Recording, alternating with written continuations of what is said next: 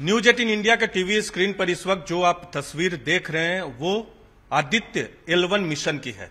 भारत सूर्य पर पहला मिशन भेजने वाला है और उसकी तस्वीर हम आपको एक्सक्लूसिव तौर पे न्यूज 18 इंडिया पर दिखा रहे हैं, देश के नंबर 1 न्यूज चैनल और यूट्यूब चैनल पे। लेकिन इसके बारे में बताएंगे भी। सबसे अहम बात यह है कि चंद्रयान 3 की सफलता के बाद भारत सन मिशन भेजने वाला और यह पहला मिशन भारत का होगा जो कि अगले महीने लॉन्च होगा। हमारे साथ बातचीत करने के लिए नेहरू तारामंडल में senior planetarium engineer OP Gupta साहब है।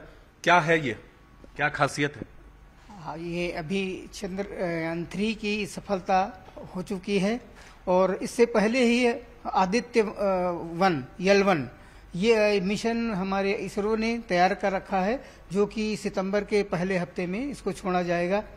L1 वह पॉइंट है L1 का आप जिक्र कर रहे हैं। L1 के बारे में भी बताना चाहेंगे। L1 का L मतलब क्या हुआ? यह लैग रेंज पॉइंट 1 ये वो डिस्टेंस है जो कि जहां पर पृथ्वी और सूर्य का गुरुत्वाकर्षण 0 हो जाता है। ओ मतलब आप देख सकते हैं पृथ्वी यहाँ है, सूरज यहाँ है, हम आपको तस्वीरों में दिखा रहे हैं। उसके बीच में एक पॉइंट है जिसे L1 नाम दिया गया। लेकिन सिर्फ एक L1 नहीं होता, दूसरे L पॉइंट भी होते हैं। जैसे L2 आपको दिख रहा होगा, L3 दिख रहा होगा, L4 दिख रहा होगा, L5 दिख रहा होगा।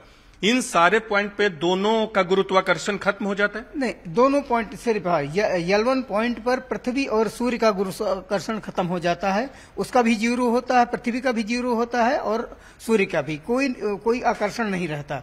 वहां पर आदित्य स्पेसक्राफ्ट को वहां लॉन्च करके उसको एक ऑब्जर्वेटरी है, एक वेधशाला है, वहां स्थापित करेंगे और स्थापित करके सूर्य में होने वाली बहुत सारी एक्टिविटीज हैं, उसमें पाए जाने वाले एलिमेंट्स हैं, उसके और भी कैरेक्टरिस्टिक्स हैं, उनका अध्ययन करेंगे। उनका अध्ययन किया जाएगा। आपको दिखाएंगे एक दूसरी तस्वीर जिसमें सूर्य और पृथ्वी दिख रहा है।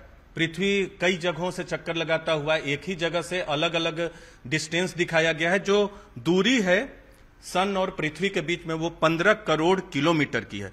तो 15 करोड़ किलोमीटर की दूरी तय करेगा, वहां तक तो जाना बहुत मुश्किल होगा। कितनी दूरी तय करेगा ये अपना सूर्य मिशन?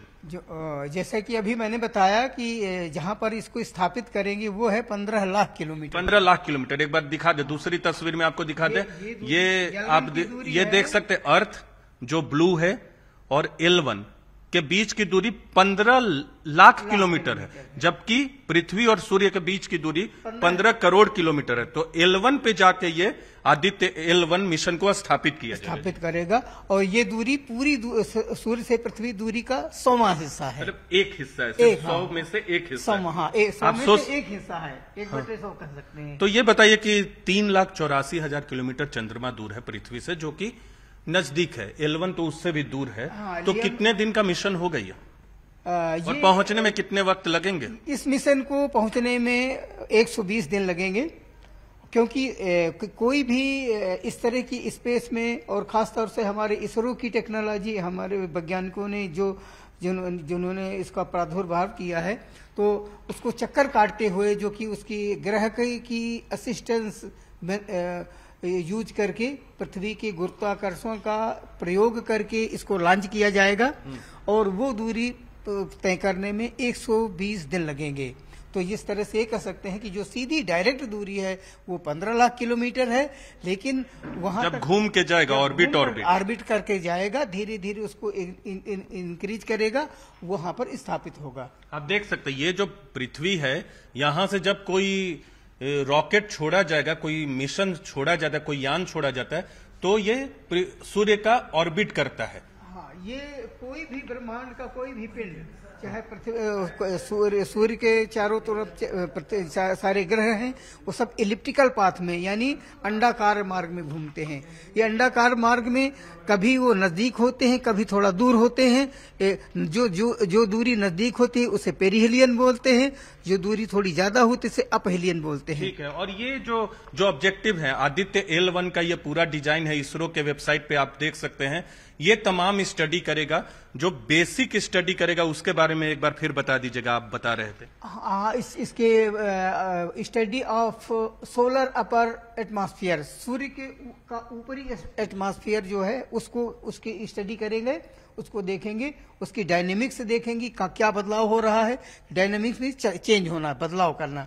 तो इस तरह से स्टडी ऑफ द क्रोमोस्फेयर, उसका जो क्रोमोस्फेयर है, सन के कई हिस्से हैं, फोटोस्फेयर, क्रोमोस्फेयर और आउटर, सबका अध्ययन करेगा।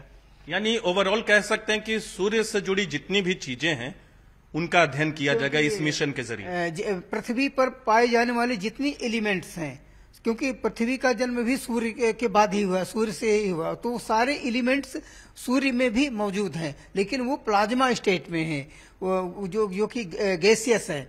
उनकी रेज का, उनकी वेवलेंथ का, उनका अध्ययन करके उसको कंफर्म करेंगे, ये यहाँ पर ये चीज जितनी है।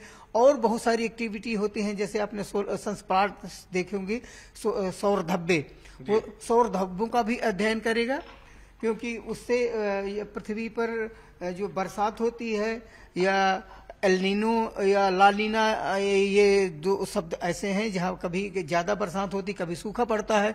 ये सब सूर्य के ही प्रक्रियाएं होती हैं। सारी चीजों का अध्ययन करेगा। अंतिम सवाल करूंगा, पहले भी कई मिशन सन पे गए होंगे, दूसरे देशों ने भेजे होंगे, अमेरिका वगैरह और देशों ने भेजे हैं, लेकिन उनकी बहुत ज्यादा जानकारी हमको नहीं है। ये हमारे देश का, हमारे इसरो का पहला मिशन है, भारत का पहला मिशन, भारत का सूर्य की तरफ भेजने वाला पहला मिशन है। वैसे सूर्य के अध्ययन के लिए उदयपुर में सौर वेधशाला भी है। अगर कभी आप जाए तो वो एक वहाँ की एक लेक है, फतेह सागर लेक, उसके बीच में वेधशाला लगाई गई है। उसके लेक के बीच में से लिए लगाई है कि किसी तरह का डस्ट पार्टिकल्स वगैरह नहीं आते। तो आपको बताया कि आदित्य L1 की खासियत क्या है। अगले महीने की शुरुआत में 2 सितंबर को ये मिशन लॉन्च होगा, और इस मिशन में देखना होगा कि आखिर करीब 120 दिनों के बाद जब ये मिशन अपनी यात्रा करेगा तो उससे भारत को क्या हासिल हो पाता है, और इसरो का जो लक्ष्य है वो पूरा हो पाता है कि नहीं। लेकिन सबसे अहम बात यह है कि चंद्रयान 3 की सफलता के बाद भारत अपना पहला सूर्य मिशन लॉन्च करेगा, और सूर्य मिशन लॉन्च करने वाले महज कुछ देश भारत के अलावा अभी मौजूद हैं। कैमरा पर्सन राकेश नेगी के साथ नीरज कुमार, न्यूज़ 18 इंडिया, दिल्ली।